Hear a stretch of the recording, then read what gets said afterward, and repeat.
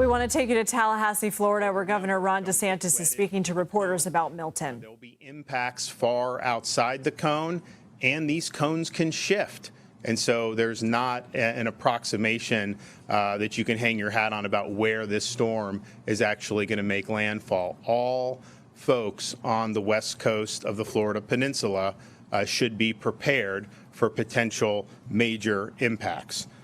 We have made a pre-landfall declaration request from FEMA for support, and the federal government has approved a portion of our request for pre-landfall items, and we expect the remaining parts of our request subsequent to landfall for debris and individual assistance once the storm hits will also be approved. We currently have 51 counties under a state of emergency. As of 3 o'clock, Milton has strengthened not just into a major hurricane, but a Category 5 hurricane, and not just a Category 5 hurricane, but a very strong 175-mile-per-hour sustained wind Category 5 hurricane. Now, there's a lot of uncertainty about what is going to happen in terms of this track. It is predicted that this will weaken, but it was not predicted that it would get this strong to begin with. So we can hope and pray that it does weaken. But as of right now, this is a ferocious hurricane. It is currently a little less than 700 miles southwest of Tampa. Storm surge watch has been issued for the Florida Gulf Coast from mainland Monroe County to the Dixie-Levy County line. Possibility of 8 to 12 feet of storm surge is forecast from the Anclote River to Englewood, including Tampa Bay. 5 to 10 foot peak storm surge is forecast from Yankeetown southward to the Anclote River and from Englewood southward to Bonita Beach, including Charlotte Harbor. And those numbers can change, and they can go up in certain areas depending on how the storm ultimately approaches the Florida Peninsula. Hurricane watches have been issued for portions of west central Florida and the Nature Coast. Tropical storm watches extend further south and north through southwest Florida and the Keys and along northern Florida. The Florida Division of Emergency Management is actively addressing storm-related resource requests. They're currently in the process of fulfilling 850 missions. They've deployed everything from sandbags to shelf-stable meals to tens of thousands of water bottles to thousands of tarps. We've already sent truckloads of food and water to Central Florida in preparation for points of distribution site subsequent to the storm hitting. We're also coordinating the deployment of more than 2,000 feet of flood protection systems and prioritizing critical infrastructure like hospitals, wastewater treatment facilities, and electrical infrastructure. We have generators deployed to support special needs sheltering. We also have Starlinks deployed in areas that have asked for that. More than 200 ambulances and more than 30 paratransits are in Central Florida, ready to support first responder operations as appropriate. State of Florida is amassing fuel reserves ahead of Milton and staging it to be utilized as needed. Those quantities include 415,000 gallons of diesel, 389,000 gallons of gasoline, and there is, as I mentioned this morning, an additional 1.5 million gallons of both diesel and gasoline that are en route to the state. Now, there is currently no fuel shortage in the state of Florida.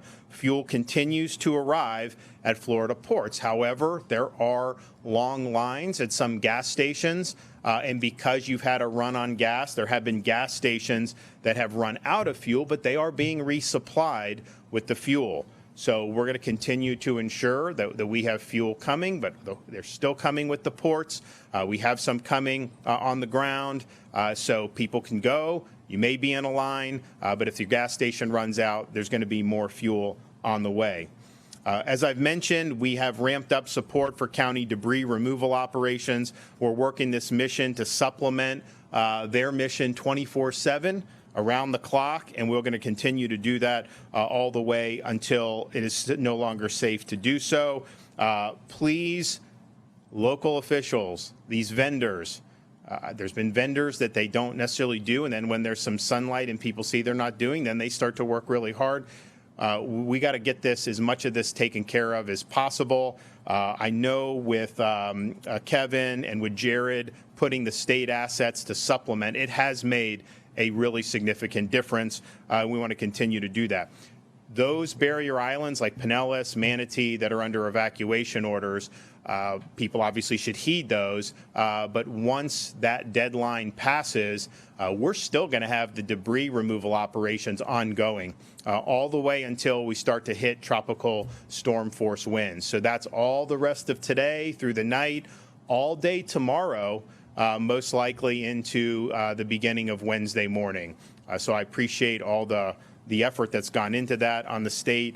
We have deployed just on the state side to assist with the federal, with the local debris mission, over 300 dump trucks to help with debris. And in the last 36 hours, state assets have been able to do 12,000 cubic yards of debris removed from communities and brought to landfill. That's 663 total loads. So that's been a good mobilization. It will make a difference, but we need to keep doing that to mitigate the harm that could happen once the storm goes.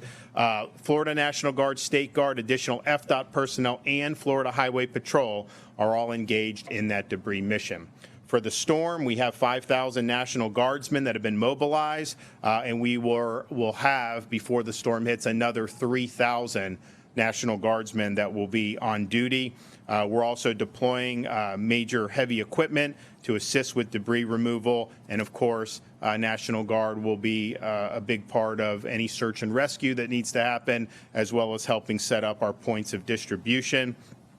These debris and landfill sites are open, not just from state assets or from the local debris contractors, but for private individuals and citizens. And so if you've got a pickup truck, you can load debris up. We want you to go and do that. I know we've had issues with those sites being closed when they should be open 24. We've opened them when we've seen that, but let's keep this going until it's no longer safe to do so.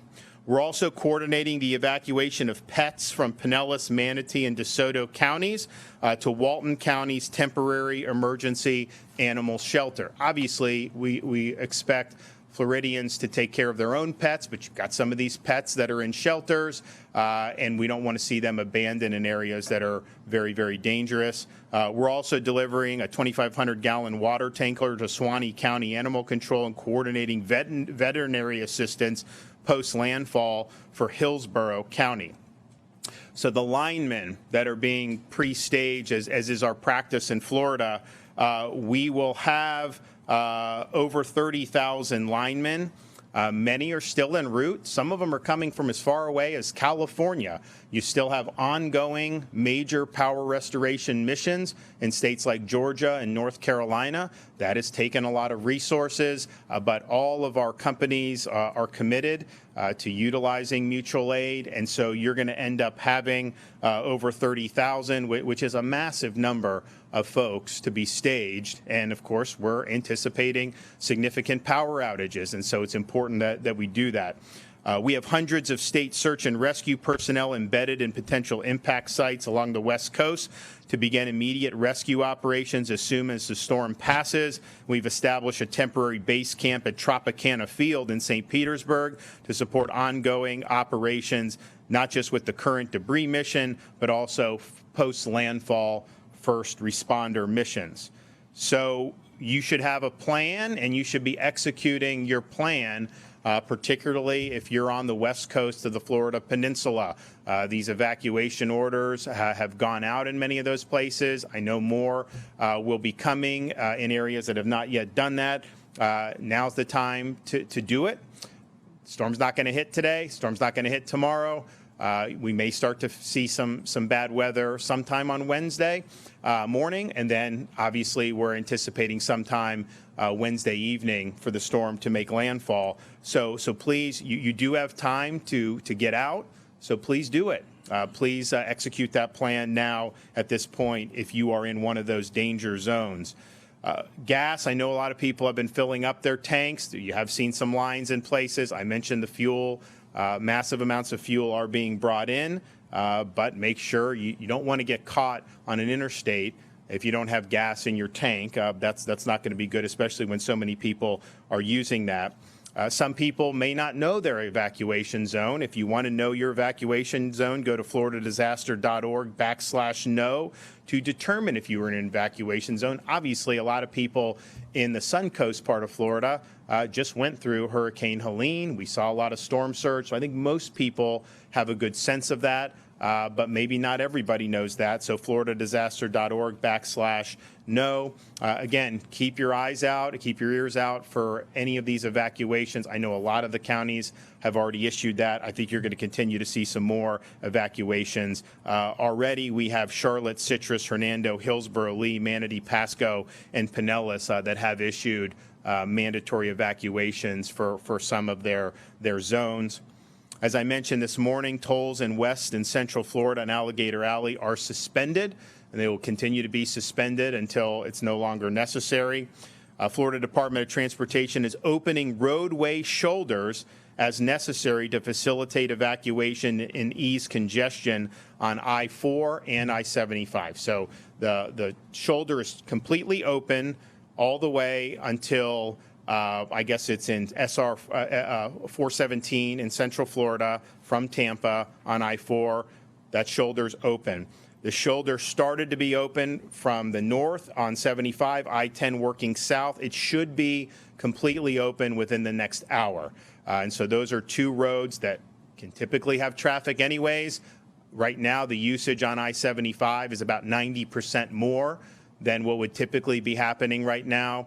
So FDOT will have that shoulder open. That does help to ease congestion and keep it moving as best you can. But just be prepared that there are a lot of people on the roads right now. You got time. It's not as if you have a delay, it's not as if the storm's going to come tonight. But FDOT is doing what they can to ameliorate that and to be able to keep things moving as best as possible. Visit Florida has emergency accommodation modules on Expedia, Priceline, and Booking.com for those evacuating. These modules will continue to provide real-time hotel availability and lodging resources. We're working with the Florida Restaurant and Lodging Association to continue to, as is standard in these emergencies, encourage hotels to reduce prices. Floridians who are evacuating because of the storm, they typically will offer a distress rate. I know a lot of the properties have already published that.